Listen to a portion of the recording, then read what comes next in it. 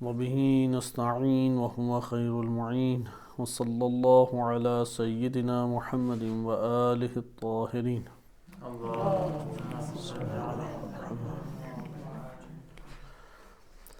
الکافی سے کتاب و توحید کے ضمن میں وارد ہونے والی احادیث کی شرح آپ کی خدمت میں پیش کی جا رہی تھی.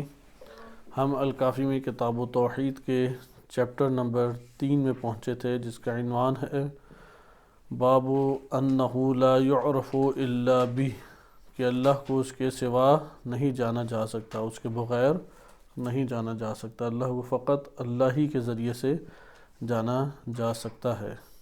اس چیپٹر میں 3 احادیث تھیں، اور شیخ صدوق رحمۃ اللہ علیہ نے اسی چیپٹر کو اپنی کتاب و توحید غالباً چیپٹر نمبر 44 باب نمبر 44 میں ذکر کیا ہے، اور اس میں متعدد ہیں، 9 یا 10 کے قریب احادیث ہیں.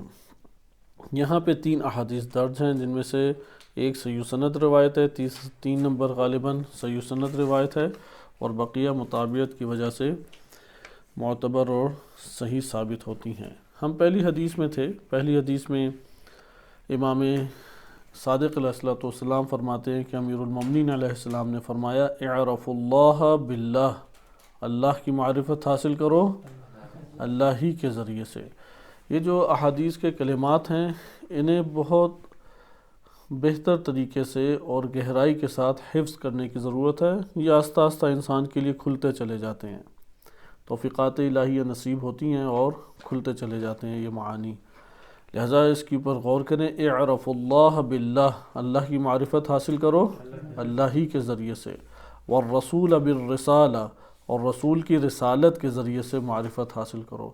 وَأُولِي الْأَمْرِ بالامر بالمعروف والعدل والإحسان، اور اولی الامر کی کس طرح معرفت حاصل کرو؟ امر بالمعروف سے، عدل اور احسان سے. یہ 3 خصوصیات ہیں اولی الامر کی. ایک نوع آپ یہ کہہ لیں کہ اولی الامر کے یہ 3 وظائف ہیں. جیسے رسالت رسول کا وظیفہ ہے، اسی طریقے سے اولی الامر کے یعنی ائمہ اہل بیت علیہ السلام بھی اللہ کی جانب سے مکلف ہیں. امامت انسانی معاشروں کے اوپر ایک عہدہ الہی ہے کہ جس میں تمام معاشرے کی زمام اور اقتدار سنبھال کے پورے معاشرے کو اللہ کے قوانین کے مطابق لے کے چلنا ہے. لہذا امام معصوم کی ذمہ داری ہے. کیا ذمہ داری ہے؟ امر بالمعروف و نہی عن المنکر کریں. نمبر 2، عدل کو قائم کریں، ظلم سے اجتناب، ظلم کا خاتمہ، چاہے وہ ظلم کسی بھی درجے کا ہو، فعل مکلف سے تعلق رکھنے والا ظلم ہو جیسے گناہان ہیں، اعتقادات کی دنیا میں ظلم ہو جیسے شرک اور کفر ہے، یا نظاموں کی دنیا میں ہو جیسے نظام طاغوتی اللہ کے نظام کے مقابلے میں. تو کہ ہر نوع کے ظلم کا انکار ہے، یہ امام معصوم کا وظیفہ ہے. اور تیسرا، احسان کریں، نیکی کو انجام دیں. اس کے بعد امام معصوم نے خود شرح اس کی ذکر کی ہے، اس کی طرف ہم انشاءاللہ تعالی بعد میں جائیں گے. آج ہم اپنا اس ضمن میں اس کلام کو ختم کریں گے کہ اجمالی طور پہ ہم پڑھ رہے تھے کہ معرفت الہی سے پھر مراد کیا ہے، معرفت کے طریقے کتنے ہیں. ہم نے گزشتہ درس میں بھی محدود پیمانے پہ بعض طریقوں کو ملاحظہ کیا، اور قبل اس کے کہ ہم طریقے دیکھیں، معرفت الہی 2 مراتب حتماً رکھتی ہیں. ایک مرتبہ ادنا ہے، یعنی ابتدائی مرحلہ، اس مرحلے میں ہر ایک کو اس نوع کی معرفت حاصل کرنی چاہیے. اور ایک ہے اعلیٰ مرتبہ. ابتدائی مرتبے کو آپ کہہ سکتے ہیں کہ مرتبہ تجلی ہے، اور اعلیٰ مرتبہ شہود ہے. یہ خود قرآن کریم اور ائمہ اہل بیت علیہ السلام کی احادیث کے کلمات ہیں. یہ کلمات صوفیہ یا عرفاء یا فلاسفہ کے فقط نہیں ہیں، بلکہ احادیث میں یہ کلمات وارد ہوئے ہیں. ہم اپنے طور پہ بعض کلمات کو اپنے معاشرے میں رائج کرنے میں کامیاب ہوئے ممبر کی زبانی، لیکن اسی طریقے سے منظم اگر ہم مباحث کو منظم کریں تو تب ہمارے پاس پھر مخصوص الفاظ آتے ہیں کہ پہلے یہ والے معاشرے میں لوگوں کو اس سے آشنا کرنا چاہیے تھا. یہ الفاظ بھی ہیں، مثلا آج کے دور میں کلمہ توحید سے واقف ہیں، ربوبیت سے، رب سے، خالق ہے، مالک ہے، ان کلمات سے الحمدللہ ہمارا معاشرہ واقف ہے. لیکن بہت سے ایسے بھی اہم کلمات تھے کہ جن سے معاشرہ واقف نہیں ہے، وہ ہمارے لیے بھی اجنبی ہی رہتے ہیں. جیسے کلمہ تجلی ہے، کلمہ تجلی جو ہے یہ قرآنی لفظ ہے یا نہیں؟ قرآن میں حضرت موسیٰ کلیم اللہ علیہ السلام کے لیے کیا وارد ہوا کہ جب تجلی ربہ، ربہ ہے نا، ربہ، کہ اب اس کے رب نے تجلی یعنی متجلی اللہ تعالیٰ ہوا. تجلی کا فعل کون انجام دے رہا ہے؟ رب موسیٰ. حضرت موسیٰ کلیم اللہ کا جو رب ہے وہ کلمہ تجلی یعنی فاعل تجلی ہے، تو پھر متجلی ہونا اسے کہتے ہیں نا. بس قرآن کریم کا کلمہ ہے تجلی یا متجلی یا تجلی، یہ کلمہ قرآن کا ہے. نہج البلاغہ میں بھی وارد ہوا ہے. امیر المومنین علیہ السلام کے خطبے میں ہے کہ الحمدللہ الذی، الحمدللہ المتجلی لخلقہ بخلقہ لخلقہ یا لخلقہ بخلقہ. اللہ تعالیٰ جو متجلی ہوتا ہے اپنے خلق کے لیے، اپنے خلق ہی کے ذریعے سے، اپنی مخلوق کے لیے اپنی مخلوق کے ذریعے سے متجلی ہوتا ہے. بس ادھر آپ نے یہ ان دو کلمات سے مقصود یہ تھا کہ آپ یہ بات جان لیں کہ کلمہ تجلی کیا ہے. کلمہ تجلی ایک قرآنی لفظ ہے اور احادیث میں وارد ہوا ہے. الحمدللہ المتجلی لخلقہ بخلقہ، یہ کلمات ہیں. لخلقہ بخلقہ کہ اللہ، تمام حمد اس اللہ کے لیے ہے کہ جو اپنی خلقت کے لیے، اپنی مخلوق کے لیے متجلی ہوا ہے اپنی ہی مخلوق کے ذریعے سے. اپنے مخلوق کے لیے متجلی ہوا ہے اپنے مخلوق کے ذریعے سے. بس ادنا ترین معرفت الہی کیا ہے؟ تجلی الہی کے باب سے جاننا، یہ ادنا معرفت ہے. اعلیٰ معرفت کیا ہے؟ شہودی معرفت ہے. ادنا جو معرفت ہے اس سے مراد کیا کہ تمام اشیاء میں اللہ متجلی ہے. اللہ سبحانہ وتعالی متجلی ہے. تجلی کا مطلب ہوتا ہے آشکار کرنا. تجلی کا کیا معنی ہے؟ آشکار. کیونکہ ہمارے اس حدیث کے باب سے بھی یہی کلمہ اصل میں سازگار ہے کہ انشاءاللہ ابھی ہم طریقے تیزی سے پڑھیں گے اور اسی طریقے کے اوپر ہم تھوڑا توقف کریں گے، تو وہاں پہ آپ کے سامنے آئے گا تجلی کے میں معنی آپ کی خدمت میں ذکر کرتا ہوں. بہرحال یہاں پہ اس قدر مقدار کو آپ جان لیں کہ تجلی یعنی آشکار کرنا. اللہ ہر شے میں اللہ نے اپنے آپ کو آشکار کیا ہے، اور اس طرح سے معرفت متجلیہ انسان کے لیے تمام اشیاء میں حاصل ہو جاتی ہے. اور اسی کی طرف قرآن کریم سورہ نور آیت نمبر 41 میں ارشاد باری تعالی ہوتا ہے کل قد علم صلاتہ و تسبیحہ. جتنے بھی افراد ہیں یا جو بھی خلقت ہے وہ جانتا ہے اس کی صلات کو بھی اور اس کی تسبیح کو بھی. یعنی ہر شے وہ اللہ سبحانہ وتعالیٰ کی ایک نوع معرفت رکھتی ہے، اور وہ اپنی زبان ملکوت سے تسبیح بھی کر رہی ہے، اور صلات درود کو بھی کہہ سکتے ہیں، یا صلات کا جو سازگار معنی ہے مفسرین نے ادھر کیا اسے ملاحظہ کریں. اسی طرح سے قرآن کریم میں ایک اور جگہ پہ ارشاد باری تعالی ہوتا ہے کہ وَإِن مِّن شَيْءٍ إِلَّا يُسَبِّحُ بِحَمْدِهِ. کوئی شے ایسی نہیں ہے کہ جو اس کی حمد کے ساتھ تسبیح نہ کر رہی ہو. ادھر قابل توجہ چیز یہ ہے کہ ایک دفعہ خالی کہتے ہیں تسبیح، اور ایک ہے اس کی حمد کے ساتھ تسبیح، یعنی یسبح بحمدہ. اس کے اوپر غور کرتے رہیں کہ ابھی تشریح کا وقت نہیں ہے کہ جو علماء کرام نے بیان کیا ہے کہ وہ مطالب بھی آپ کی خدمت میں کسی حد تک پیش کیے جا سکیں. انشاءاللہ کسی اور مورد میں دیکھیں گے، لیکن اس جملے کو ذہن نشین رکھ لیں. یہ قرآن کریم کی آیت میں ہے یسبح بحمدہ وَلَكِنْ لَا تَفْقَهُونَ تَسْبِيحَهُمْ. تم ان کی تسبیح کو نہیں سمجھ سکتے. اسی طریقے سے احادیث میں ہمارے پاس وارد ہوا ہے الاقرار بأنه لا الہ غیرہ ولا شبہ لہ ولا نظیر وأنه قدیم مثبت موجود غیر فقید وأنه لیس کمثلہ شیء. یہ در حقیقت راوی ہے فتح بن یزید جرجانی. اس نے غالباً امام رضا علیہ السلام سے ہے.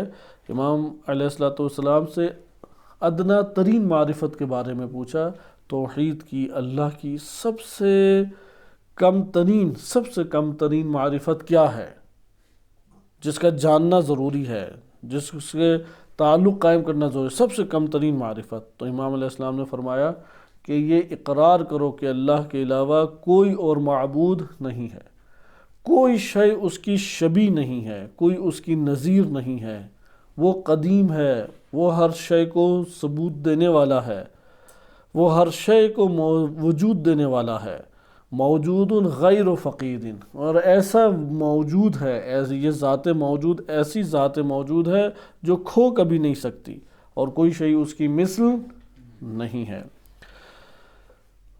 اچھا، اعلیٰ معرفت کیا ہے؟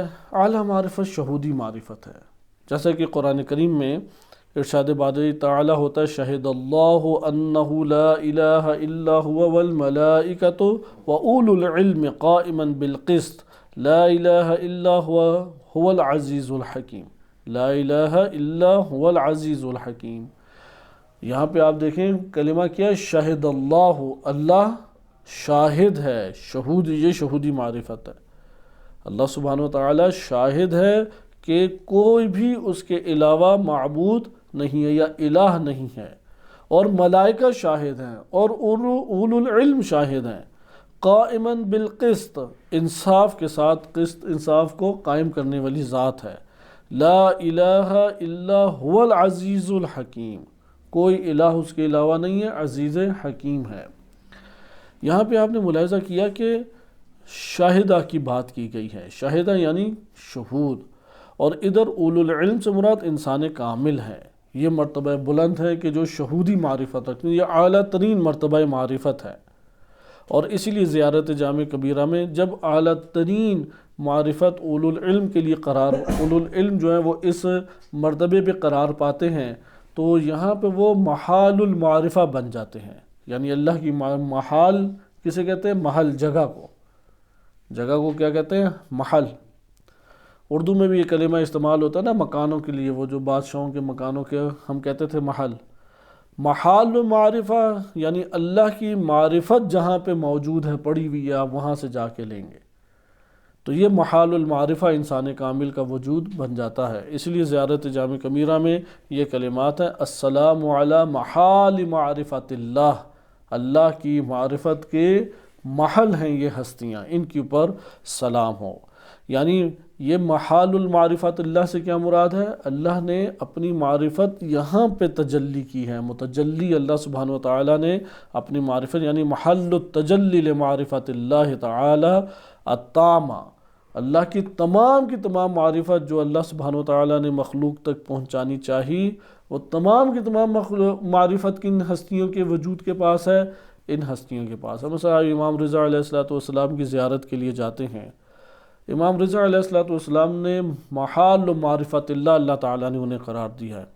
تقاضا کریں امام رضا علیہ السلام کی بارگاہ میں کہ اللہ نے جو آپ کو معرفت عطا کی ہے، اس معرفت سے کچھ ہمیں بھی عنایت فرمائیں، یعنی یہ توسل ہے، کیونکہ اللہ سبحانہ وتعالیٰ کی معرفت انہی ہستیوں کے ذریعے سے حاصل ہوگی، یہ محال معرفت اللہ ہے۔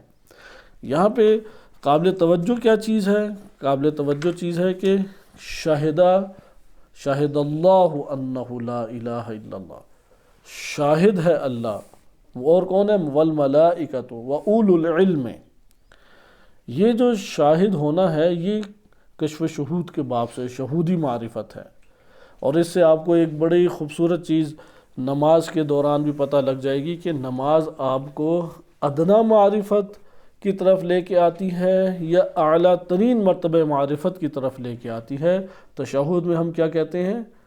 اشہد ان لا الہ الا اللہ وحدہ لا شریک لہ، کہ میں شاہد ہوں، شہودی معرفت رکھتا ہوں کہ اللہ کے علاوہ کوئی اور الہ نہیں ہے، واشہد ان محمدا رسولہ عبدہ ورسولہ۔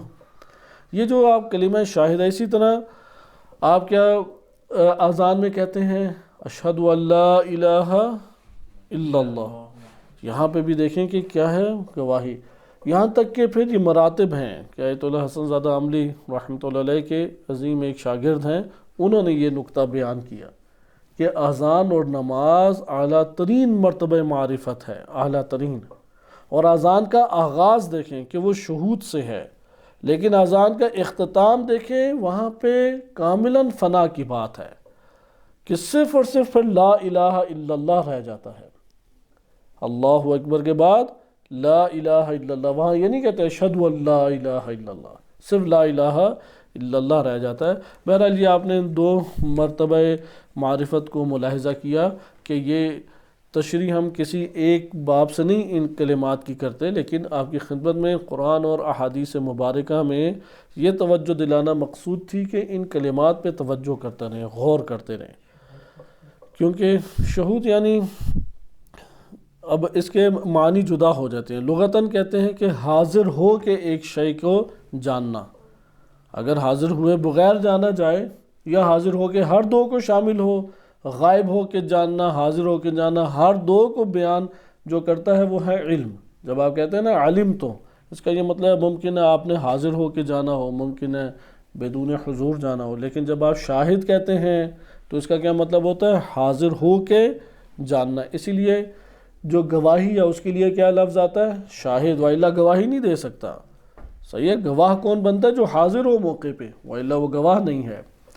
تو یہاں پر اب قلبی طور پہ معرفت ہے کہ وہ حاضر ہے، اس کے لیے حاضر ہے کہ اللہ کے علاوہ کوئی الہ نہیں ہے، یعنی وہ اس قدر بلند مرتبے پر فائز ہوا معرفت کے کہ وہ خود مشاہدہ قلبی کر رہا ہے۔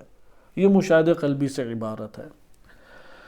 طریقے آ جائیں معرفت الہی کی، یہ تو 2 مراتب ہمارے پاس ہو گئے، صحیح ہے؟ 2 مراتب، ہر مرتبہ معرفت کو رکھتا ہے، ایک ادنا معرفت اور ایک اعلیٰ ترین معرفت، پھر اس کے بھی اپنے درجات ہیں، اعلیٰ ترین معرفت کے بھی اپنے درجات ہیں کہ اسے کسی اور مورد میں انشاءاللہ تعالی ہم دیکھیں گے۔ اور اس کے ذیل میں آپ نے تجلی کے کلمے کو بھی دیکھا۔ تجلی کا کلمہ ہماری اس بحث سے مربوط ہے، کیونکہ قرآن کریم نے واضح طور پہ سورہ اعراف آیت نمبر 143 میں بیان فرمایا ہے فَلَمَّا تَجَلَّى رَبُّهُ لِلْجَبَلِ جَعَلَهُ دَكًّا وَخَرَّ مُوسَى صَعِقًا، کہ ان کے رب نے جب تجلی پہاڑ کے لیے للجبل، پہاڑ پر تجلی کو آشکار کیا تو کیا ہو گیا؟ وہ پہاڑ ریزہ ریزہ ہو گیا، وَخَرَّ مُوسَى صَعِقًا، اور وہ بے ہوش ہو گئے، موسیٰ علیہ السلام منہ کے بل گرے، اور خرہ کہتے ہیں منہ کے بل گرنا یا پیشانی کے بل نیچے آنا۔ یہ ہے تجلی رب۔ اور ابھی آپ نے دیکھا کہ نہج البلاغہ میں بھی یہ تذکرہ ہے الحمدللہ المتجلی لخلقہ بخلقہ، اپنے خلقت ہی کے ذریعے سے اپنی خلقت کے لیے متجلی اللہ تعالی ہوا ہے۔ تجلی کو انشاءاللہ تعالی ہم اپنے اب جب مقام پہ دیکھتے ہیں، انہوں نے چند طرق بتائے ہیں، 7-8 طرق بتائے ہیں، اگر آپ ان کو ایک دوسرے میں سمیٹ لیں تو 3-4 طرق بن جاتے ہیں، طریقے 3-4 طریقوں سے معرفت الہی حاصل کی جا سکتی ہے۔ ایک معرفت تو فطری ہے، اس کے اوپر پہلے گفتگو ہماری ہو چکی ہے، یعنی میثاق ہے، عہد و پیمان ہے، یہ 3-4 کلمات ہیں جو احادیث میں وارد ہوئے اور آیات کریمہ میں وارد ہوئے ہیں۔ ان کو بھی ابھی کھولنے کے ہمارے پاس فرصت اور موقع نہیں ہے، الکافی میں ہی آگے احادیث آ رہی ہیں، اس وقت ہم اس کا جائزہ لیں گے۔ ابھی ہم جو بیان کر رہے ہیں یہ اس معرفت سے جدا ہے، وہ جو معرفت فطری ہے، وہ جو معرفت میثاق و عہد و پیمان کی بنیاد کے اوپر ہے، وہ ہماری معرفت اس خلقت کے آغاز سے پہلے ہے۔ یہ جو مادی خلقت ہے اس کے آغاز سے پہلے ایک ہمارے اندر فطری طور پہ اللہ سبحانہ وتعالی نے ہماری ذات میں یا خلقت کے ساتھ ہی اللہ تعالیٰ نے فطری معرفت رکھ دی، اس کو کسی اور مورد میں دوبارہ بیان کریں گے، ایک اس کا تعلق فطرت کی بحث میں گزر چکا ہے۔ یہاں پہ چونکہ ہماری بحث ہے حصول معرفت سے، کیا حاصل کرنی ہے معرفت۔ فطری معرفت تو عجین ہے ہمارے اندر، جیسے آٹے نمک اور آٹے کو آپس میں ملا دیا جاتا ہے، اس طرح سے وہ فطرت توحیدی وہ ہمارے اندر عجین ہے۔ اور شیعہ سنی دونوں احادیث میں معتبر طرق سے یہ روایات آئی ہیں کہ ہر بچہ وہ فطرت اسلام کے اوپر پیدا ہوتا ہے، خلق ہوتا ہے، اس لیے لہٰذا ابھی ذہن میں وہ والے مرحلہ نہ لائیں۔ یہاں پہ جو مرحلہ ہے جو ہم نے حاصل کیا ہے، جہاں تک ہم پہنچے ہیں، لہٰذا وہ جو فطرت ہے وہ اللہ کی طرف سے عنایت ہر خلقت کو اس کے مطابق ہے۔ فطرت کا کلمہ فقط انسان کے ساتھ قرآن نے خاص کیا ہے، فطر الناس علیہا، صحیح ہے کہ فطرت التی فطر الناس علیہا، تو یہاں پہ فطرت کا کلمہ بقیہ خلقت کے لیے اللہ تعالیٰ نے نہیں رکھا، لیکن اس جگہ پہ یہ کلمہ انسان کے لیے استعمال ہوتا ہے، اور فطرتی توحید، عہد و پیمان اور میثاق جو عالم زر کی احادیث ہمارے پاس موجود ہیں، آپ اگر اس سے بھی تعبیر کریں تو وہ جو عہد و پیمان والی احادیث ہیں یا اشارہ ہے آیات کریمہ میں اگر مان لیا جائے، کیونکہ ان موضوعات کی پر ایک نوع اختلاف تشریحات کے اعتبار سے پایا جاتا ہے، تو ہم اس کو ابھی قابل بحث ادھر قرار نہیں دے رہے، اور ادھر یہ مراد بھی نہیں ہے لا یعرف الا بہ، اللہ کو اس کے علاوہ نہیں جانا جا سکتا، اس کی ذات کے بغیر نہیں جانا جا سکتا، ادھر وہ فطری ابھی معرفت مراد نہیں ہے۔ اس سے کیا مراد ہے خود امام معصوم نے بھی تشریح کی ہے، لیکن ہم ان طرق کو پہلے ملاحظہ کر لیں۔ ان طرق سے کیا مراد ہے؟ ان طرق سے مراد ہے کہ اگر ہم اپنی زندگی میں، کیونکہ ہماری زندگی کا اصل ہدف اور مقصد معرفت الہی ہے، یہ پہلے بھی عرض کیا جا چکا ہے، تکراراً اسے تذکر کے طور پہ ہمیں ذہن نشین کرنا چاہیے۔ ہر شے اللہ سبحانہ وتعالیٰ نے جو خلق کی ہے، چاہے وہ ہدایت کا ہمارے سامنے سامان ہو یا وہ عبرت کے نمونے ہوں گمراہی کے اعتبار سے، ہر شے جو کائنات میں پائی جاتی ہے وہ معرفت الہی کا سبب ہے، وہ اللہ سبحانہ وتعالیٰ کی صفات ہیں، اسماء ہیں۔ مثلا شیطان وہ اللہ سبحانہ وتعالیٰ مضل ہے، اس میں الہی مضل کا وہ مظہر ہے۔ اللہ تعالیٰ عذاب دینے والا بھی ہے، عقاب دینے والا بھی ہے، رحیم بھی ہے، غفور بھی ہے، رحمان بھی ہے۔ بہرحال یہ بحثیں آگے اسماء و صفات کی آپ کی خدمت میں آئیں گی اس مرحلے کے بعد، لیکن آپ نے اس جگہ پہ یہ ملاحظہ کیا کہ معرفت ہمارے لیے مقصد حیات ہے۔ نماز سے معرفت مقصود ہے، روزے سے معرفت مقصود ہے۔ اچھا، اس دنیا کے اندر جو اللہ تعالیٰ نے نعمات دی ہیں اس سے کیا مقصود ہے؟ معرفت الہی حاصل کریں۔ بس معرفت حاصل کرنے کے جب آپ باب میں آئیں گے تو یہاں پہ آپ کے سامنے چند طریقے آشکار ہوتے ہیں۔ پہلا طریقہ ہے کہ عقل کی رہنمائی۔ عقل ہمیں کہتی ہے کہ اللہ سبحانہ وتعالیٰ کی معرفت حاصل کرو، اور عقل کے ذریعے سے اللہ کو ایک حد تک پہچانا جا سکتا ہے۔ جتنی اللہ تعالیٰ نے عقل کے لیے توان رکھی ہے اتنی مقدار میں پہچانا جائے گا، لیکن انسان کے لیے عقل کی ہی مقدار کے اوپر توقف دین اسلام نے قرار نہیں دیا۔ انسان اللہ نے ایسا خلق کیا ہے کہ وہ عقل سے بڑھ کر پھر آگے وہی ہے، اور پھر آگے انسان کے لیے مراتب بھی دین نے رکھے ہیں، لیکن عقل کا جو مرحلہ ہے وہ ابتدائی طور پہ ہم سب کے لیے آسانی پیدا کر دیتا ہے۔ ہم مثلاً عقل بہت سارے دلائل لا کے اللہ تعالیٰ کے وجود کو، اس کی صفات کو، اس کے اسماء کو، اس کی بالخصوص ربوبیت کو ہمارے لیے آشکار کر دیتی ہے۔ اس لیے عقل ایک ذریعہ ہے اللہ کو پہچاننے کا، لیکن کتنی مقدار میں اللہ سبحانہ وتعالیٰ کی پہچان ہوگی؟ جتنی عقل کی توان ہے۔ یعنی میں اس آنکھ سے صرف اتنا دیکھ سکتا ہوں جتنا میری آنکھ کے اندر طاقت ہے، اس کے بعد مجھے بلب ہو یا بہت بڑا سیارہ ہو، وہ ٹمٹماتا چھوٹا سا ایک نقطہ نظر آنے لگ جائے گا، کیونکہ میری آنکھ کے اندر ضعف ہے، میری آنکھ کے اندر اتنی طاقت اور توان نہیں ہے کہ اس سے آگے میں دیکھ سکوں۔ اس کو میں صحیح طرح سے کتنا دیکھ سکوں گا؟ جتنی اس کے اندر توان موجود ہے۔ اس طرح اللہ سبحانہ وتعالیٰ نے عقلی بھی ایک دید ہے، صحیح ہے، بینائی ہے۔ عقل بھی کیا ہے؟ ایک بینائی ہے، عقل سے دیکھا جا سکتا ہے۔ جہاں پہ سائنس کی لیبارٹریوں کی حد ختم ہو جاتی ہے وہاں سے عقل کی حد شروع ہوتی ہے۔ لہذا جہاں پہ لیبارٹریاں اصلاً بے بس ہو جاتی ہیں کہ اس سے آگے جان سکیں، اس سے آگے آپ کس کی مدد سے جانتے ہیں؟ آپ عقل کی مدد سے وہاں جانتے ہیں۔ لیبارٹری یوزر آپ کو نہیں بیان کرے گی، بلکہ لیبارٹری کی چیزیں بھی عقل کی مدد سے ہی آپ کی سمجھ میں آتی ہیں۔ لہذا عقل اللہ سبحانہ وتعالیٰ نے ایک نور قرار دیا ہے انسان کے لیے، انسان کے لیے وہ نقطہ امتیاز قرار دیا کہ انسان تمام کی تمام خلقت اس کے سے جدا ہو جاتا ہے اس صفت کے ذریعے سے۔ عقل کے ذریعے سے کیسے جانیں گے؟ کئی ہمارے پاس دلائل ہیں، برہان نظم ہے، برہان حدوث ہے، برہان صدیقین ہے، برہان تمانع ہے، کئی قسم کے براہین ہمارے پاس، برہان حرکت ہے، براہین ہمارے پاس متعدد ہیں۔ قوت اور ضعف کے اعتبار سے بحث الگ ہے۔ بعض ہیں کہ اس طرح سے مکمل ہیں کہ کوئی کسی قسم کا اشکال اور اعتراض وارد نہیں ہوتا، بعض ہیں کہ برہان ہیں لیکن چند مراتب کے اوپر آپ کوئی اعتراض بھی وارد کر سکتے ہیں۔ قوت اور ضعف کے اعتبار سے فرق ہے، لیکن عقلی برہان ہے، عقلی دلائل ہیں وہ۔ عقل اس اعتبار سے آپ کو آ کے بیان کرے گی، مثلا ایک چھوٹی سی مثال کہ اگر آپ کسی جگہ پہ جائیں، وہاں پہ قدموں کے نشان آپ دیکھتے ہیں، تو آپ کا ذہن اور عقل فوراً پہلی بات کیا کرے گی؟ یہاں سے کوئی گزرا ہے یا نہیں؟ کوئی کہے کہ نہیں ادھر سے کوئی نہیں گزرا، آپ اعتماد اور یقین کریں گے؟ وہ کہے گا کہ میں تو آنکھیں کھول کے کیمرہ بھی دیکھ لو کہ ادھر کیمرہ موجود ہے، اور تم دیکھ لو کہ ایک ایک سیکنڈ کے کیمرے کی ویڈیو دیکھ لو، کوئی نہیں گزرا۔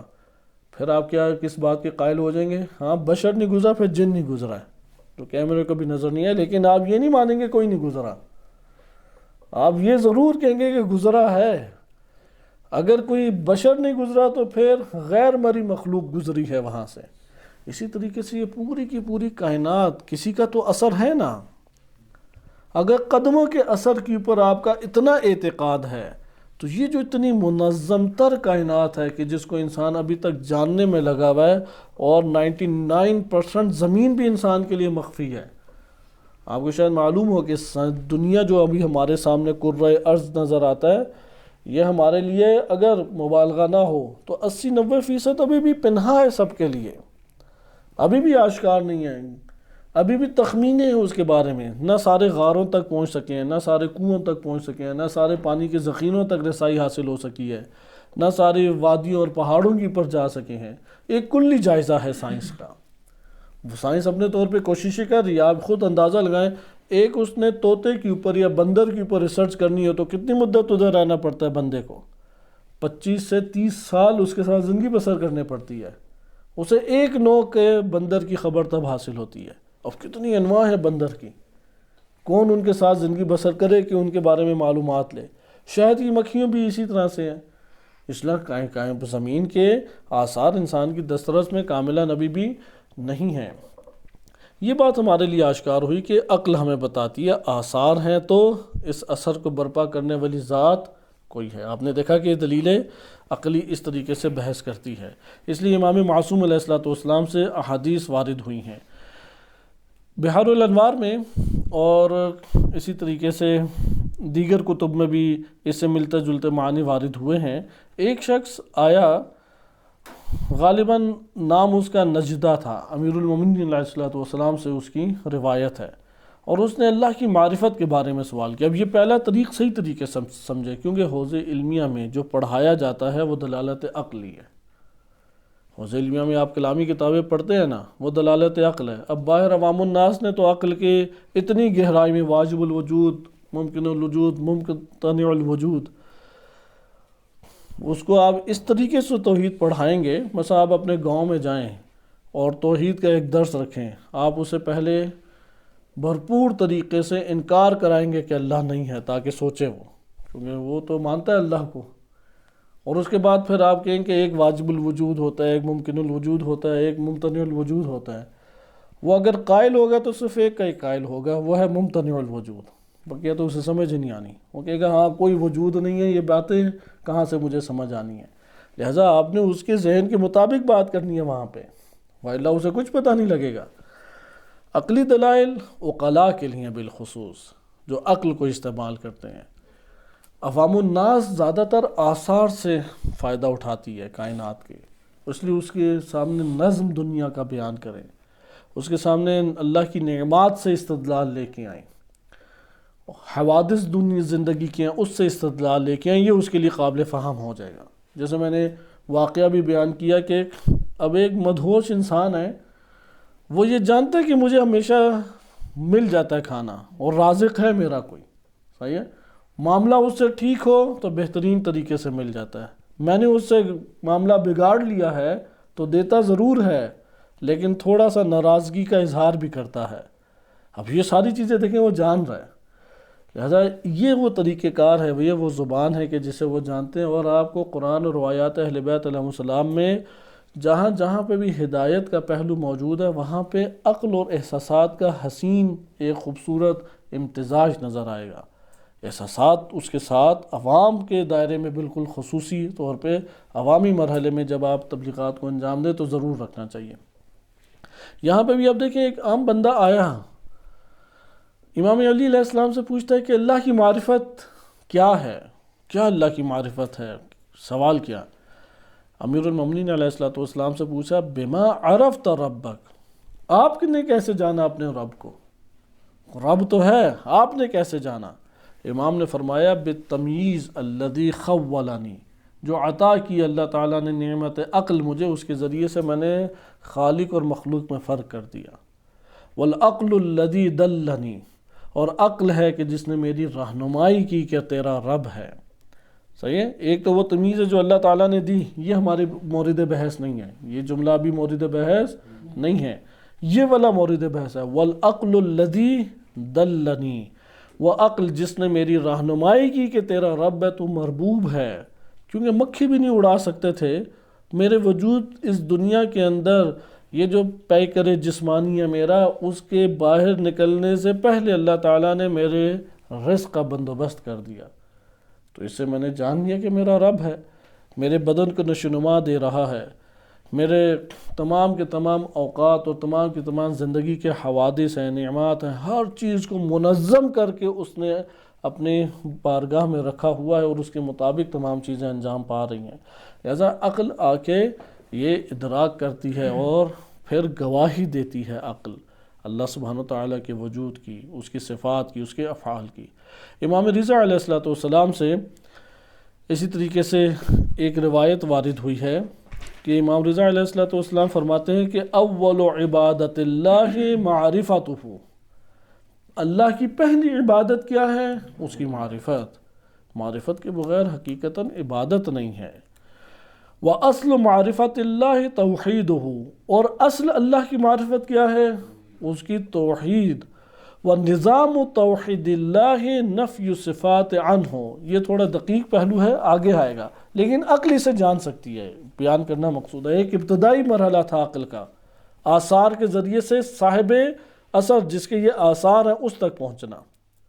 یہ جملہ یاد رکھیں کہ ایک ہے عقل کا ابتدائی درجہ جس سے وہ پہچانتی ہے، جو میں نے آپ کی خدمت میں عرض کیا کہ ابتدائی مرحلہ عوام کے لیے قرار دینا چاہیے، اصطلاحی مرحلہ نہ قرار دیں۔ واجب الوجود، ممکن الوجود، ممتنع الوجود، اس کے بعد آ جائے ایک علت ہے، ایک معلول ہے، پھر ایک علت فاعلی ہے، اور ایک علت مثلا علت غائی ہے، علت کی آپ اقسام بیان کرنا شروع کر دیں، پھر فاعل کی اقسام بیان کرنا شروع کر دیں، ایک فاعل بالرضا ہے، ایک فاعل بالقصد ہے، ایک فاعل بالتجلی ہے، اور ایک فاعل فلاں ہے، کہ 8 قسمیں تقریباً فلسفہ اسلامی نے ذکر کی ہیں۔ وہ بیچارہ وہاں پہ اس حالت میں آ جائے گا جیسے کسی نے نشہ کیا ہو، حرکت ہی نہیں کر پائے گا کہ ہو کیا رہا ہے، گم سم بیٹھا رہے گا اور ایک لفظ نہیں سمجھ سکے گا۔ وہ اصطلاحی دنیا ایک الگ ہے، لیکن ابتدائی عقلی دنیا ہر ایک کے لیے اللہ تعالیٰ نے کھولی ہوئی ہے۔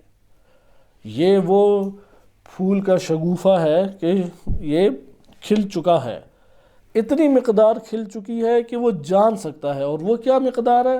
آثار کے ذریعے سے صاحب اثر کا پتہ دیں۔ ادھر وہ خوش ہو جائے گا، ادھر اطمینان کا احساس اپنے وجود میں کرے گا، جیسے ابھی میں نے آپ کی خدمت میں آثار کی مدد سے صاحب اثر کی طرف اشارہ ملا۔ یہ بھی تو پوری کائنات کسی کی کتاب تکوینی ہے، کتاب بھی انہوں نے اسی لیے نام رکھا کتاب تکوینی، کسی نے تو یہ لکھا ہے، وہ جس نے لکھا ہے وہ کس قدر خوبصورت اور حسین ہے۔ لیکن ایک ہے عقل کی اعلیٰ مراتب، یہ عقل کا ابتدائی مرحلہ تھا کہ جس میں آثار کے ذریعے سے صاحب اثر تک پہنچ رہے ہیں، نظم کے ذریعے سے منظم کے تک، جس نے نظم دیا ہے اس تک آپ پہنچ رہے ہیں۔ صحیح ہے؟ حادث ہونے سے آپ کو پتہ لگ رہا ہے کہ کوئی بھی تو حادث کرنے والا ہے، محدث موجود ہے، جیسا کہ پہلا چیپٹر ہی اس کا یہ تھا۔ موجد کو جان رہے ہیں وجودات کے ذریعے سے، کوئی تو ہے کہ جو ایجاد کر رہا ہے، یعنی مخلوق کے ذریعے سے خالق کو پہچان رہے ہیں۔ یہ ابتدائی ہمارا عقل کا مرحلہ ہے، لیکن ایک عقل کا آگے کا مرحلہ ہے، اور وہ کیا ہے؟ وہ امام رضا علیہ السلام بیان فرما رہے ہیں کہ وَنِظَامُ تَوْحِيدِ اللَّهِ، اللہ کی توحید کا نظام کیا ہے؟ نفی الصفات عنہ، اس سے صفات کو بھی نفی کیا جائے۔ لشہادت العقول، عقل آ کے گواہی دیتی ہے، عقل آ کے یہاں پہ شاہد ہے۔ ان کل صفت و موصوف مخلوق، ہر صفت اور موصوف کیا ہے؟ وہ مخلوق ہے، صحیح ہے۔ اور پھر ہے بصنع اللہ یستدل علیہ، اللہ ہی کی خلقت کے ذریعے سے اس کے اوپر استدلال قائم کیا جاتا ہے۔ وبالعقول تعتقد معرفتہ، یتعتقد معرفتہ، کہ اللہ ہی کے ذریعے سے اس پر استدلال کیا جاتا ہے اور عقول کے ذریعے سے اس کی معرفت کو محکم طور پہ حاصل کر لیا جاتا ہے، اعتقاد کے مرحلے پہ پہنچا دیا جاتا ہے۔ کس کے ذریعے سے؟ بالعقول، عقول کے ذریعے سے معرفت کے مرحلے کے اوپر پہنچا دیا جاتا ہے۔ یہ آپ نے ملاحظہ کیا کہ دلالت عقل تھی۔ اگلا طریقہ آپ دیکھیں، اگلا طریقہ ہمارے پاس آتا ہے معرفہ بالقرآن۔ اس کے اوپر زیادہ ہم گفتگو نہیں کرتے، یعنی قرآن نے جو توحید بیان کی ہے مان لیں۔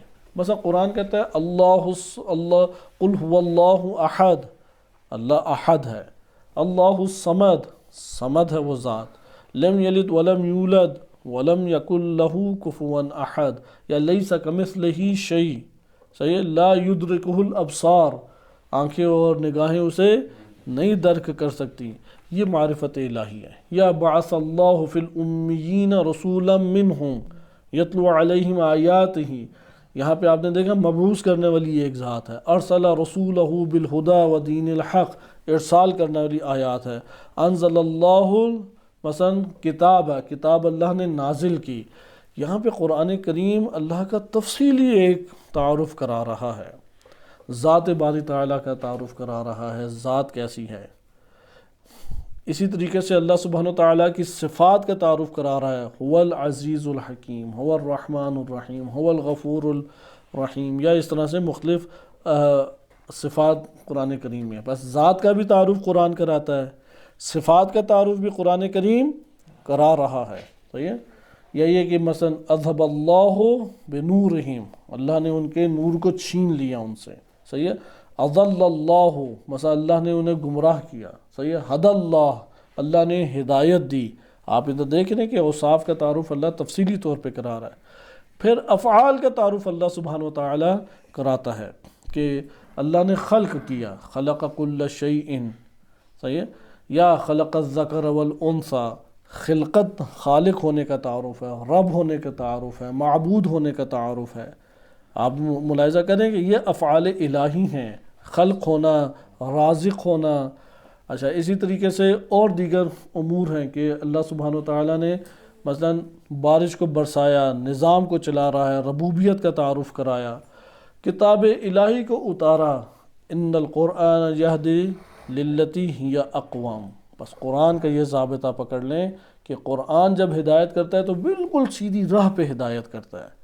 آپ کہیں چونکہ قرآن نے کہا میں نے مان لیا، یہ بھی طریقہ ٹھیک ہے، چونکہ قرآن نے کہا ہے میں نے تسلیم کر لیا۔ اگر اس باب سے ہیں تو اس میں بھی ہمارے پاس بے شمار نشانیاں موجود ہیں۔ افلا یتدبرون القرآن، کہ کیا یہ قرآن کے اوپر تدبر نہیں کرتے؟ قرآن پہ تدبر کریں، آپ کو معلوم ہوگا کہ ذات الہی جلوہ گر ہے، ذات الہی کی صفات ہیں، اللہ تعالیٰ کے افعال ہیں جو ہمیں دکھائی دے رہے ہیں، ہمارے سامنے آشکار ہو رہے ہیں۔ بس اس اعتبار سے آپ دیکھیں گے تو آپ کو پوری دنیا کے اوپر سب سے ظاہر جو وجود نظر آئے گا وہ اللہ سبحانہ وتعالیٰ ہی کی ذات کا وجود ہے، کہ اللہ تعالیٰ نے بہت تفصیل سے، حتیٰ کہ اللہ تعالیٰ محبت کرتا ہے، اللہ تعالیٰ غضبناک ہوتا ہے، صحیح ہے۔ ان اللہ یحب الصابرین توابین، ایک کتاب ہے ہمارے پاس کہ آپ سے وہ آیات جمع کریں کہ جہاں پہ محبت اللہ کی جانب سے محبت ہے، صحیح ہے۔ یا اللہ نے حبب لکم الایمان، اللہ نے تمہارے لیے ایمان کو پسند کیا ہے، محبوب جانا ہے، اپنا تعارف کرا ہے کہ میں اپنی ذات میں کیا مجھے پسند ہے۔ پسند کا جو ذات تعارف کرا رہی ہے وہ تو چھوٹی چیز نہیں ہے، یہ تو عقل یہاں پہ نہیں پہنچ سکتی کہ اس کی ذات نے کیا چیز پسند کی ہے۔ خود اللہ تعالیٰ کہہ رہا ہے کہ مجھے دیکھو ایمان پسند ہے، کفر و فسوق جو ہے، فسق و فجور، یہ مجھے پسند نہیں ہے، میں اسے کراہت کرتا ہوں۔ اسی طریقے سے بتائے کون کون سے اعمال کرو گے تو مجھے تم سے محبت ہے، اور اگر کوئی میرے بارے میں کہتا ہے کہ اسے بھی مجھ سے محبت ہے، فاتبعونی، نبی صلی اللہ علیہ وسلم کی کیا کرے؟ اتباع کرے۔ تو بہرحال قرآن کریم کا ایک تفصیلی تعارف ہے، یہ دوسرا طریقہ ہے اللہ کی ذات کو، اس لیے جب قرآن پڑھیں تو اس نیت سے پڑھیں میں اللہ کو پہچانوں، اللہ مجھ سے مخاطب ہے، اپنا تعارف اللہ تعالیٰ کرا رہا ہے۔ تیسرا طریقہ ہے معرفت بالآیات الافاقیہ۔ آفاق کہتے ہیں یہ جو پوری کائنات اللہ تعالیٰ نے بنائی ہے، اس کے ذریعے سے اللہ تعالیٰ تک آپ کا پہنچنا ہے، یعنی معلول سے علت کی طرف جانا، معلول سے علت کی طرف جانا، یہ بھی ایک طریقہ ہے توحید کے۔ آیات آفاقیہ قرآن کریم میں موجود ہے، جیسے سورہ بقرہ وہ 164 نمبر آیت، کہ اس میں بھی ہم آیات زیادہ نہیں پڑھتے اور چوتھے کی طرف منتقل ہوتے ہیں جو ہمارے اس درس سے مربوط ہے، اور اسی کے اوپر اکتفا کریں گے انشاءاللہ۔ اگلے ہم درس میں اور اس حدیث مبارک کی شرح پڑھیں گے، لیکن ہمیں اب پتہ لگ جائے گا کہ احادیث میں جب مختلف طرح کی معرفتیں آئی ہیں تو اس کا یہ مطلب نہیں ہے کہ وہ معرفت کا طریقہ ٹھیک ہے یا یہ ٹھیک ہے، یہ سارے ٹھیک ہیں۔ ہم کہیں گے کہ سارے ہی صحیح ہیں، کیونکہ اللہ کی معرفت کے کتنے طرق ہیں۔ ایک حدیث میں وارد ہوا ہے کہ مخلوق کے سانسوں کی تعداد کے عدد کے مطابق اللہ سبحانہ وتعالیٰ کی معرفت کے طرق ہیں۔ والذین جاہدوا فینا لنہدینہم سبلنا، جو ہم میں کوشش کرتا ہے، بھاگ دوڑ کرتا ہے، طلب کرتا ہے، اللہ کی ذات اس کو راستوں پہ چلاتی ہے۔ سارے ایک طریق سے نہیں اللہ تک پہنچتے، کوئی علم کی راہ سے پہنچا، کوئی خدمت خلق کی راہ سے پہنچا، کوئی صبر کی راہ سے پہنچا، کوئی کسب حلال اور معاش کمانے کی راہ سے پہنچا، کوئی خدمت والدین کی راہ سے پہنچا۔ کیوں واقعات ہیں، حضرت داؤد علیہ السلام کا ہمسایہ کون بنا؟ جو اپنی والدہ کو سب سے پہلے آ کے لقمے کھلایا کرتا تھا۔ کوئی محبت کی راہ سے پہنچا کہ احادیث مبارکہ میں کہ جو ہم سے محبت کرے گا ہمارے ساتھ جنت میں ہوگا، یہ محبت ایک عمل ہے۔ مختلف راہیں، اللہ عامت الناس اکثر تو محبت کی راہ سے ہی پہنچیں گے، لہٰذا یہ نہیں سمجھنا چاہیے جو حوض علمیہ میں بیٹھا ہے، علم حاصل کر رہا ہے یا مجتہد بن گیا یا بہت کتابیں لکھی ہیں، بس یہی معرفت الہی کے اعلیٰ ترین درجے تک پہنچا۔ نہیں، بہت سارے افراد پہنچے ہیں، کوئی شہید ہو کے پہنچا ہے، کوئی خدمت کر کے پہنچا ہے، مختلف طرح سے ہمارے پاس ابواب ہیں۔ اس لیے آیات آفاقیہ کے اوپر ابھی آپ دقت کریں۔ ایک آیت میں آپ کی خدمت میں پڑھتا ہوں اور اگلے طریقے پر منتقل ہو جائیں گے۔ یہ طریقے آشکار ترین طریقے ہیں، بعض طریقے خاص ہیں، وہ انسان کو خود نہیں پتہ لگتے مگر غور و فکر کریں۔ مثلا ایسے حالات میں جکڑا گیا ہے کہ اب فقط اور فقط اپنے بچے کو پال رہا ہے، مثلا بچہ مجنون ہے، بچہ دیوانہ ہے، اب نارمل ہے یا کوئی اور نقص ہے، اسے ہر ٹائم اسی کے ساتھ رہنا پڑتا ہے۔ اللہ کی مخلوق ہے وہ بچہ، رازق تو وہ ہے، رب تو وہ ہے، آپ کے سپرد کر دیا، آپ نے بھی اس سے محبت کا اظہار کیا، ذمہ داری کا احساس کیا۔ اب جو خدمت آپ انجام دے رہے ہیں اور اس کے لیے جو غم اٹھاتے ہیں، سختی اٹھاتے ہیں، مشقت اٹھاتے ہیں، خدا کی بارگاہ میں کوئی اس کا اثر نہیں ہے۔ مثلا حدیث میں یہاں تک کہ اگر کسی کی 4 بیٹیاں ہوں اس پر جہاد ساقط ہے۔ ہر بیٹیوں کا بوجھ آسان نہیں ہے، 3 بیٹیوں کا بوجھ آسان نہیں ہے، ایک بہت بھاری ذمہ داری ہے اس کے کندھوں کے اوپر۔ لہٰذا آپ نے ملاحظہ کیا کہ ہر ایک راہ سے اللہ تعالیٰ تک نہیں پہنچتا، اس لیے اپنے آپ کو بیجا شکوہ شکایت کا ایک مرکز نہ بنائے کہ اس سے شکوہ اور شکوے شکایات ہی صادر ہوتے رہے۔ ممکن ہے کوئی بچہ ہے، لڑکا ہے لیکن مسائل کا شکار ہو گیا، یا لڑکی ہے شادی نہیں ہو رہی، اب اس کا غم اٹھائیں گے، اس کے لیے تدبیر کریں گے، اس کی ذمہ داری کندھوں پہ، کیونکہ شادی ہو جائے تو باپ کے سر سے ذمہ داری ختم، اس کی ولایت ہی ختم ہو جاتی ہے، وہ گویا کہ اس کے اوپر اب کسی قسم کا بوجھ ہے ہی نہیں۔ لیکن شادی نہیں ہوئی، اس کے اوپر ساری ذمہ داری ہیں۔ اب ان ذمہ داریوں کی وجہ سے وہ بہت سارے ممکنہ کام کرنا چاہے، بہت ساری خوشیوں کے لینا چاہے، وہ سارے دروازے اس کے لیے اللہ تعالیٰ نے بند کیے ہیں، تو اس کے لیے کوئی اجر نہیں ہے۔ وہ اگر صبر کے ساتھ وہ منزل کاٹے، بہت ایک بزرگ اور بڑی منزل تک پہنچے گا۔ اس کی عفت کا خیال رکھے، اس کی حیا کا خیال رکھے، اس کو اتنا متحرک کر دے کہ اپنی زندگی کے اندر بہترین طور طریقوں سے دین کے مطابق زندگی بسر کرے، اولاد صالح اس کو بنا دے۔ بہت بڑی یہ خدمت ہے، بہت بڑا اجر ہے، بہت بڑا مقام ہے اس کا۔ لہذا یہاں سے آپ کے لیے بات آئی کہ یہ جتنے طریقے ہیں ایک خاص طریقے ہیں، وہ خاص طریقے ہر بندے کے ساتھ خاص ہے، وہ ہم نہیں جانتے۔ اسی لیے عرفا بیان کرتے ہیں اللہ تعالیٰ ہے تو سب کا رب، لیکن ہر ذرے کے لیے اور ہر فرد کے لیے رب جدا ہے، سب کے ساتھ ایک طرح کی تدبیر نہیں ہے۔ ہر فرد کے لیے اس کا اور رب کا تعلق الگ ہے۔ عبد کا اور رب کا تعلق اسی کی ذات کے اعتبار سے ہے، کیونکہ اس کی تدبیر جیسی ہو رہی ہے اس کے مطابق ہے۔ مثلا ایک بچہ ہے گھر کے اندر، اگر آپ دیکھیں وہ اچھی جاب کرتا ہے، اس کا باپ سے کیا تعلق ہوگا؟ باپ اس سے لے گا اور دوسروں کے اوپر خرچ کرے گا۔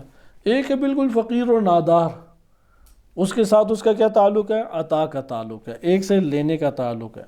ایک ہے کہ جس کو جسمانی بڑی قوت دی ہے، عقل تھوڑی چلتی ہے، کیونکہ یہ بھی آپ کو دیکھنے میں کم ہی ملتا ہوگا کہ جسمانی قوت بھی اور عقل بھی دونوں جم ہو جائیں، کم ہے ایسا دنیا میں۔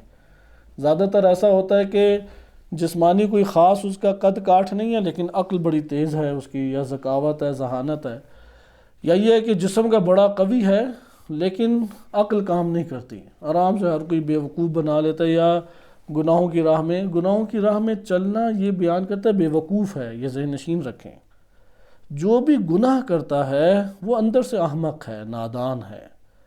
کبھی بھی عاقل انسان گناہ نہیں کر سکتا، کبھی بھی عاقل نہیں۔ جو فروخت کر دیتا ہے اپنے وجود کو بہت آسان، کم اور ارزون چیزوں کے اوپر، بڑی سستی قیمت اپنی لگاتا ہے، وہ گناہ کرتا ہے۔ تو بہرحال آپ یہاں پہ دیکھیں گے اس کا سب کے ساتھ معاملہ کیا ہے؟ اولاد ایک ہے، سب کے ساتھ اولاد کا رشتہ ہے، باپ ایک ہے، اولاد متعدد، لیکن ان کے حالات کے مطابق اس کا تعلق ہے۔ بچوں کو نہیں پتہ لگتا کہ ان کے ساتھ کیا ہے، وہ ایک سلوک نمایاں جو سلوک ہے وہ تو سب کے ساتھ برابر ہے، مثلا سب کا اچھا استقبال کرنا، سب کے ساتھ محبت کا اظہار کرنا، سب کے ساتھ مدد کے وقت میں ایک تعاون کرنا، یہ ممکن ہے سب کے ساتھ ہو، ان کی خوشیوں میں شریک ہونا، غمی میں شریک ہونا، یہ باپ کا سب کے اولاد کے ساتھ برابر ہے۔ لیکن جب بچوں کے ساتھ خاص معاملہ آئے گا تو سب کے ساتھ خاص نہیں ہے، کوئی ممکن ہے اپنی پریشانی الگ بتائے، چاہے کہ میرے فلاں بھائی کو نہ پتہ لگے۔ یہاں پہ مثال دینے سے مقصود یہ تھا کہ ایسا ہوتا ہے، لہٰذا یہ جو عرفہ کی بات ہے بہت دقیق اور بہترین ہے۔ ہر ذرہ ذرہ کائنات کا، چاہے مادی ہو یا غیر مادی، رب اللہ ہے اس کا، لیکن رب ہونے کے اعتبار سے اس کا رشتہ یکساں نہیں ہے سب کے ساتھ، کیونکہ سب کی تدبیر جدا ہے، اس تدبیر کے اعتبار سے اس کا اللہ سے رابطہ ہے۔ اور اگر آپ اس کی پر غور کریں گے خود گواہی دیں گے۔ ہم مثلا ادھر ایک جم ہے طلاب کا، ہم سب کے حالات یکساں نہیں ہیں، ہم سب کی صلاحیتیں یکساں نہیں ہیں، ہم سب کا رازق ہے لیکن یکساں رزق نہیں آ رہا، کسی کا کسی کے توسط سے ہے، کسی کا کسی کے توسط سے ہے۔ پھر ممکن ہے کسی کی اچھی خوراک ہو، اس کا مائع میلان نہ ہو، کسی کی اچھی خوراک ہو، مرض اسے اجازت نہیں دیتا، کسی کے پاس صحت بھی ہے، خوراک اس کے پاس ممکن ہے بہت اچھی نہ ہو، لیکن بعض ایام آتے ہیں صحت بھی ہے اور رزق بھی اچھا ہے۔ مختلف حالات ہیں انسان کے، رب اس کی ذات ربوبیت کر رہی ہے۔ لہذا اگر اب اس کے مطابق آپ آیت کو دیکھیں کہ اللہ اپنی نشانیاں آپ کو دکھائے گا۔ ایک چونٹی ہے، اس کا رزق اللہ نے رکھا ہے، وہ کتنے کلومیٹر چل کے کئی سو کلومیٹر چل کے جائے گی، اسے حاصل کرے گی۔ کیڑے کا رزق اللہ نے رکھا ہے۔ آپ صرف رزق کے اعتبار سے کائنات کا مشاہدہ کرنا شروع کر دیں، آپ حیران ہو جائیں گے کہ صحراؤں میں چڑیا، کبھی صحرا میں دیکھیں نا، چڑیا بڑا نازک ایک پرندہ ہے نا، تیز ہوا چلے تو متاثر کر دیتی ہے، تیز دھوپ وہ متاثر کر دیتی ہے، اس کا چھوٹا سا معدہ ہے، اس کے اندر کچھ نہیں جائے گا تو کہاں سے کھائے پیے گی۔ انسان کیا گمان کرتا ہے صحرا ہے تو اس کے لیے رزق نہیں ہے، وہاں پہ پھر اس کے بچوں کا ہونا، کیونکہ ادھر تو کوئی درخت نہیں ہے کہ وہ صحرائی جانوروں سے بچا سکے، اور صحرائی جانوروں کی خوراک ہی ایسی ہے۔ لہٰذا وہاں پہ جب آپ چڑیوں کا ایک غول دیکھیں گے حیران ہو جائیں گے کہ کہاں سے رزق آیا، کہاں اس نے بچے دیے، کہاں پہ اس کی نشو و نما ہوئی، کیسے اس کو ایک نظام میں اللہ تعالیٰ نے ڈھالا۔ اتنے صحرائی خطرناک ترین جانور جن کی سونگنے کی بو ہی بہت تیز ہے، دیکھنے کی دید ہی بہت کلومیٹر دور تک ہے، ان سب سے کیسے اللہ تعالیٰ نے انہیں بچایا۔ تو یہ آیت کریمہ آپ ملاحظہ کریں، ان فی خلق السماوات والارض، آسمانوں اور زمین کی خلقت میں، واختلاف اللیل والنہار، رات اور دنوں کے آنے جانے میں، والفلک التی تجری فی البحر بما ينفع الناس، لوگ جو اس سے نفع اٹھاتے ہیں ان کشتیوں کے چلنے میں سمندر کے اندر، وما انزل اللہ من السماء من ماء، اور اللہ نے پانی جو آسمان سے برسایا ہے، فاحیا بہ الارض، اور اس پانی کے ذریعے سے زمین کو جو زندہ کی ہے، بعد موتها، زمین کے بنجر اور مر جانے کے بعد پھر زندگی زمین کو عطا کی، وبث فیہا من کل دابۃ، اور پھر زمین کے اوپر رینگنے اور چلنے والے مخلوقات کو اللہ نے بکھیر دیا، وتصریف الریاح، ہواؤں کو چلایا، والسحاب المسخر بین السماء والارض، آسمانوں اور زمین میں تسخیر کرنے والے بادلوں کو اللہ نے چلایا، لآیات لقوم یعقلون، مؤمنون نہیں، یؤمنون نہیں، یعقلون، ان سب میں کس کے لیے آیات ہیں؟ عاقلین کے لیے۔ یہ ان اختتامی جملات کے اوپر آیات کریمہ کی بہت دقت کریں۔ جہاں پہ یؤمنون ہے تو تعلق تو جوڑیں ایمان کے ساتھ، جہاں پہ یعقلون ہے تو تعلق جوڑیں عقل کے ساتھ، کیونکہ اللہ سبحانہ وتعالیٰ نے چناؤ اور انتخاب کیا ہے کلمات کا۔ یہاں پہ ہم آگے تعویلات بیجا کر دیتے ہیں جہاں پہ ہمیں اپنے نظریے کے مطابق کوئی بات نہ لگے، وَإِلَّا اللہ سبحانہ وتعالیٰ کیا ادھر کلمہ مناسب نہیں لا سکتا تھا؟ اللہ تعالیٰ نے جتنے کلمات قرآن میں بیان کیے ہیں وہ چونکہ مطلب کو سب سے بہترین طریقے سے بیان کرتے ہیں، اس لیے اللہ تعالیٰ نے ان کلمات کا انتخاب کیا ہے، لہٰذا اس میں وہ بہترین مطلب موجود ہے، اس کو حاصل کرنے کی کوشش کریں، نہ کہ کلمے کے معنی ہی بدل کے رکھ دیں۔ لہٰذا اسی طریقے سے قرآن میں ہے سنوریہم آیاتنا فی الآفاق، ہم دکھائیں گے آفاق میں آیات، صحیح ہے، آفاق میں اپنی آیات۔ البتہ یہ ہمارے چوتھے طریقے سے مربوط ہے، اور یہی چوتھا طریقہ حدیث میں، یہاں پہ تو اللہ تعالیٰ نے بیان کیا کہ ساری کی ساری یہ نشانیاں تمہارے لیے آیا ہیں، تم پہنچو ان کے ذریعے سے، لیکن جو ہم حدیث پڑھیں وہ کہ لا یعرف الا بہ، اس کے سوا تو ہمیں نہیں معرفت مل سکتی۔ لہٰذا آئے اب ہم اس جگہ پہ چوتھا طریقہ کار پڑھتے ہیں۔ چوتھے طریقہ کار میں اگرچہ یہ تیسرے طریقہ کار میں بھی جملہ آ سکتا ہے، اعرف اللہ باللہ، یہ تیسرے طریق میں بھی آ سکتا ہے کہ یہ اللہ کی مخلوق ہے، اسی کے ذریعے سے اللہ کو پہچانو۔ آپ جب حدیث کی شرح جو امام علیہ الصلوۃ والسلام نے فرمائی ہے اس میں تیسرے کے مطابق شرح کی ہے اس حدیث کی، اعرف اللہ باللہ، اللہ کے ذریعے اللہ کو پہچانو۔ کیا مطلب؟ یعنی اللہ کی خلقت کے ذریعے سے اللہ کو پہچانو۔ امام نے پہلی حدیث کی شرح اسی طریقے سے کی، انشاءاللہ اگلے ہفتے ہم پڑھیں گے۔ آ جائیں چوتھے اس میں، کیونکہ تیسرے میں کیا ہے معلول سے علت کی طرف جانا، صحیح ہے، ظاہراً اللہ ہے لیکن بریکٹ میں ہے خلقت الہی تیسرے میں۔ یہ بھی ترتیب ہمارے لیے قابل قبول ہے، درست ہے، اور ائمہ اہل بیت علیہ السلام کی طرف سے تعلیم دی گئی۔ ہمارے پاس چوتھا طریق کیا ہے؟ چوتھا طریق ہے علت سے معلول کی طرف آنا، اللہ کی جانب سے اللہ کا تعارف ہونا۔ یہ تعجب آور ہے، اللہ کی جانب سے تعارف ہونا۔ ایک تو شہودی مرتبے کا ہے، وہ خواص کے ساتھ خاص ہے۔ ایک کیا ہے؟ مرحلہ شہودی، وہ خواص کے ساتھ خاص ہے۔ لیکن ایک مرتبہ ہے عام خلقت کے لیے بھی، وہ ہے اللہ کا اپنی آیات دکھانا۔ ان آیات کو دکھاتا اللہ ضرور ہے، دیکھنے والا کتنا دیکھتا ہے یہ اس کے اوپر منحصر ہے۔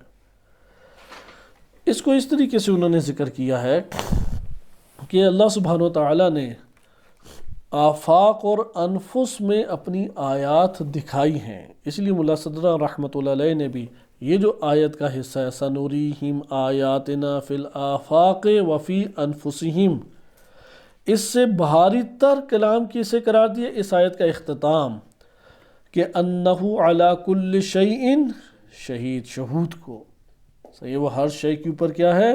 شہید ہے، شاہد ہے۔ شہود کو اس سے بالاتر قرار دیا ہے۔ آغاز آیت میں ایک مرتبہ ہے اور ایک اختتامی آیت میں مرتبہ ہے، جیسا کہ ہم پڑھ چکے، ایک ادنا معرفت ہے جو کم درجے کی معرفت ہے، اور ایک اعلیٰ درجے کی معرفت ہے۔ ادھر اب آپ آئیں، اس میں کیا ہے؟ اس میں در حقیقت یہ ہے کہ جب آپ کہتے ہیں نا اللہ نے اپنی آیات دکھائیں، گویا اللہ نے اپنے آپ کو ظاہر کیا۔ اس کلمے کا اگر ایک لفظ میں مترادف لا سکیں، ایک لفظ میں مترادف، اسے کیا کہیں گے؟ تجلی۔ ایک لفظ میں اسے مترادف لائیں تو کیا کہیں گے؟ تجلی۔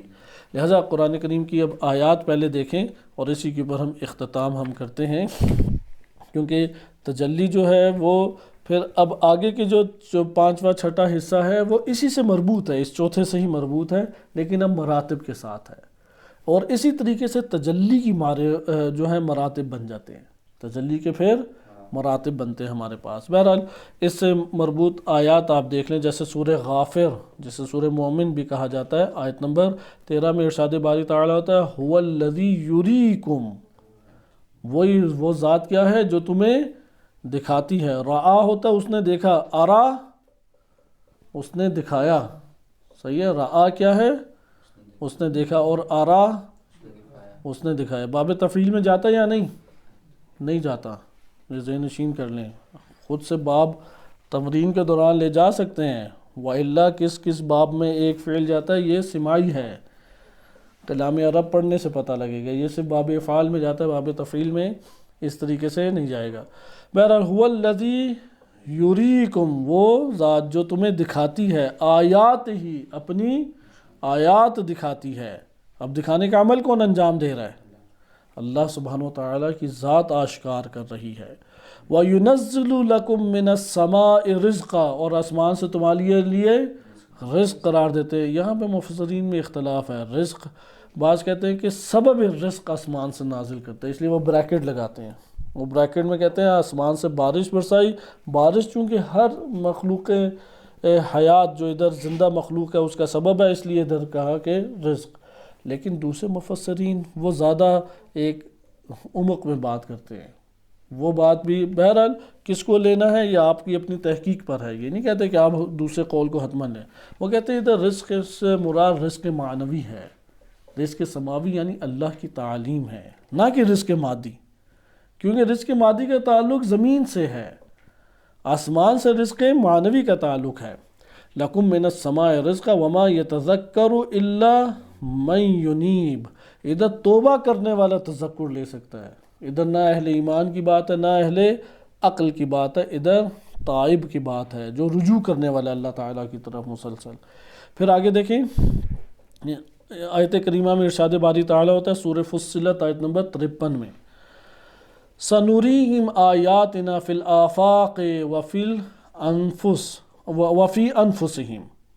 أَنفُسِهِمْ، کہ ہم ان کو اپنی آیات دکھائیں گے آفاق میں یعنی اس کائنات میں، اور ان کے اندر، ان کے وجود میں۔ یہ بات جو عرفانی دروس ہمارے چل رہے ہیں اس کے ذریعے سے آپ زیادہ بہتر سمجھ سکتے ہیں، دیگر جہانوں سے جو اللہ تعالیٰ القاء کرتا ہے یا فیوزات انسان کے وجود پہ جاری ہوتے ہیں، یہ انفسی ہیں اللہ سبحانہ وتعالیٰ کی آیات۔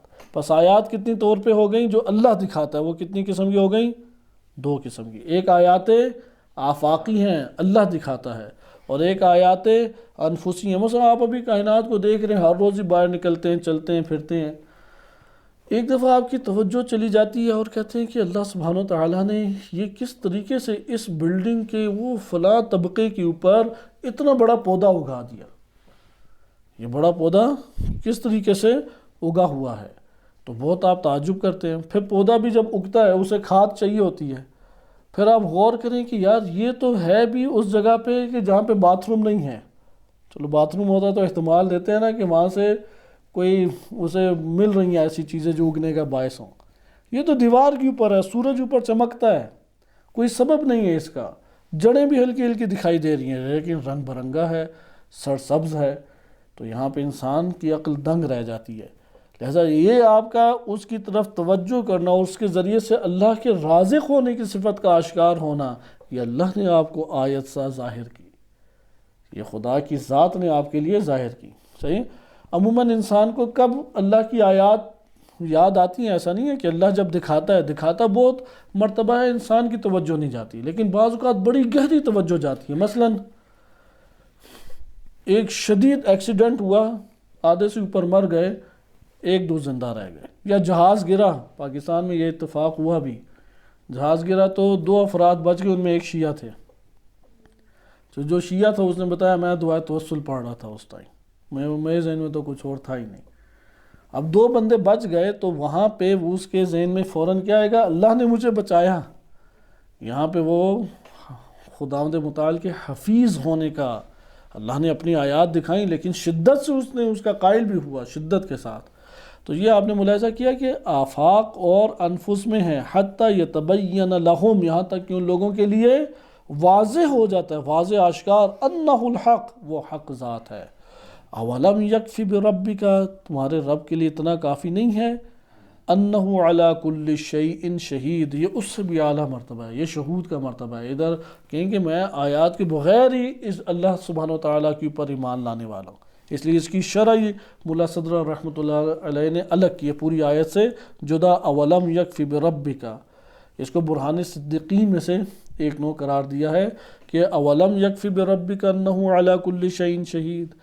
یا اسی طریقے سے ہمارے پاس اور آیات بھی ہیں کہ جو بیان کرتی ہیں وَيُرِيكُمْ آيَاتِهِ فَأَيَّ آيَاتِ اللَّهِ تُنْكِرُونَ، تم کون کون سی اللہ کی آیات کا انکار کرو گے؟ اللہ تو بار بار تمہیں اپنی آیات دکھا رہا ہے۔ بس اللہ کا اپنی آیات دکھانا یہ ہے اعرف اللہ باللہ، یہ اللہ کا اپنی آیات دکھانا۔ اور ایک پھر اس ضمن میں آگے بحث آتی ہے، کیونکہ اللہ تعالیٰ کا اپنا تعارف کرانا ہر ہستی کے مطابق اور اس کی سطح کے مطابق ہے، اس لیے جو پانچواں ہے وہ کاملاً تجلی کے ساتھ خصوصی اشراقات کی حد تک ہے، یعنی جیسا سورج ہے نا، اس سے کرنیں نکلتی ہیں اور ایک جگہ کو کامل روشن کر دیتی ہیں۔ مثلا پردہ پڑا ہوا ہے، آپ نے پردہ ہٹایا تو کس تیزی سے کمرے کے اندر روشنی داخل ہوتی ہے اور ہر چیز کو منور کر دیتی ہے یا نہیں؟ اسی طریقے سے اللہ جب متجلی ہوتا ہے، تجلی اللہ تعالیٰ کرتا ہے یعنی اشراق کرتا ہے، آشکار اپنی ذات، کیونکہ تجلی ذات کے لیے بھی ہے، صفات کے لیے بھی ہے، افعال کے لیے بھی ہے۔ ابھی تک ہم نے جو پڑھا ہے اس میں صفات یا افعال کی بات ہے، افعال کو اللہ تعالیٰ نے تجلی کیا، ظاہر کیا، صفات کو اللہ تعالیٰ نے ظاہر کیا، بعض اوقات ذات کو اللہ تعالیٰ ظاہر کرتا ہے۔ اللہ تعالیٰ کی ذات تک رسائی کسی کی بھی نہیں ہے، کیونکہ وہ لامحدود ذات ہے، کنہ معرفت نہیں رکھتی، لیکن بندے کے اوپر اللہ تعالیٰ کی جو عنایات ہیں اور تعلق ہے اس کو آیات و روایات ایک خاص طریقے سے بیان کیا ہے۔ لہٰذا آپ یہ تجلی کے 3 مراتب زیر بحث لا سکتے ہیں۔ اللہ سبحانہ وتعالیٰ کا اپنی ذات اس بندے کے لیے جتنی اس کی وسعت اور استطاعت ہے، اس کی ذات کو اللہ سبحانہ وتعالیٰ کا ظاہر کرنا، لیکن ادھر کوئی مادی شائبہ نہیں آنا چاہیے، ادھر مخلوقات سے منزہ قرار دینا ضروری ہے۔ صفات اور افعال تک توحید ہمارے لیے واضح ہے۔ توحید ذاتی جو ہے یہ مورد اختلاف بھی ہے شدید، کیونکہ یہ ہر بندے کے لیے یکساں طور پہ مہیا نہیں ہے، لیکن آپ تجلی کو صفات اور افعال اور صفات اور افعال تک ہی محدود رکھیں، وہ بھی مناسب ہے۔ اعرف اللہ باللہ، یہاں پہ جو 5واں مرتبہ ہمارے پاس آتا ہے اسے کہتے ہیں معرفت اشراقیہ۔ یہاں پہ ہمارے پاس جو اب حدیث ہے، اختتام کرتے ہیں ہم اس بحث کا، حدیث میں ہمارے پاس اعرف اللہ باللہ یہی 3 طرق ہمارے سامنے ہیں۔ یا تو اعرف اللہ باللہ کا مطلب یہ ہے کہ خلقت الہی کے ذریعے سے اللہ سبحانہ وتعالیٰ کی معرفت حاصل کرنا، جسے کہا کہ اللہ سبحانہ وتعالیٰ کی آفاق میں آیات ہیں، آپ ان آیات کے ذریعے سے پہنچیں۔ دوسرا ہمارے پاس طریق ہے اللہ کا تجلی کرنا، ظاہر کرنا اپنی صفات اور اپنے افعال کو، یعنی آیات کو ظاہر کرنا۔ سنوریہم آیاتنا فی الآفاق وفی الانفس، یا یریکم، اللہ سبحانہ وتعالیٰ تمہارے لیے آشکار کرتا ہے من آیات ہی، مثلا اپنی آیات میں سے۔ تیسرا طریقہ کار ہے اشراق، یہ خصوصی ہے، یہ متجلی ہونا، یعنی اللہ سبحانہ وتعالیٰ کا منور کرنا ہے انسانی نفس کو۔ اللہم عرفنی فإنک ان لم تعرفنی لم اعرف نبیک، میں تیرے نبی کو ہی نہیں جان سکوں گا۔ نبی کی معرفت ہمارے وجود کے اندر آشکار کی، حجت کی معرفت ہمارے وجود کے اندر آشکار کی۔ اس کو دعائے امام زمان علیہ السلام جو معتبر احادیث میں وارد ہوا ہے کہ غیبت کے دور میں اس دعا کو ہر نماز کے بعد پڑھا کریں یا اس کو بار بار پڑھا کریں۔ دیکھیں غیبت کے دور میں کس نوع کی معرفت اللہ تعالیٰ عطا کرنا چاہ رہا ہے۔ اللہم عرفنی جو معرفت اشراقی کہلاتی ہے، جس میں یہ کلمات ہیں امام علیہ السلام کے، الحمدللہ المتجلی لخلقہ بخلقہ، لیکن ادھر متجلی ہونے سے کیا مراد ہے؟ اللہ سبحانہ وتجلی ربہ للجبل، یہ بلکہ آپ آیت کو لے کے زیادہ مناسب ہے، کیونکہ بقیہ میں بھی ہے متجلی لخلقہ بخلقہ، آپ قرار دے دیں یہ جو ہم نے دوسرے نمبر پہ پڑھا تھا سنوریہم آیاتنا فی الآفاق وفی انفسہم، لیکن یہ کہ تجلی ربہ للجبل، و پھر کیا ہے نہیں وخر موسیٰ صاعقہ، اور اس سے پہلے جبل کیا ہے وہ وجعلہ دکا، اور پہاڑ کو کیا ہے ٹکڑے ٹکڑے اللہ نے بنا دیا، وخر موسیٰ صاعقہ۔ یہاں پہ آپ دیکھیں نا کہ جبل کے لیے رب متجلی ہوا ہے، خود ذات رب متجلی ہو تو یہ صورت ہے۔ تو یہ ہے کہ ہمارے پاس تیسری ہے اشراقیہ، یہ تینوں کی تینوں نوعیت اعرف اللہ باللہ کے ضمن میں آ جاتی ہے۔ صلی اللہ علیہ سیدنا محمد وآلہ الطاہرین۔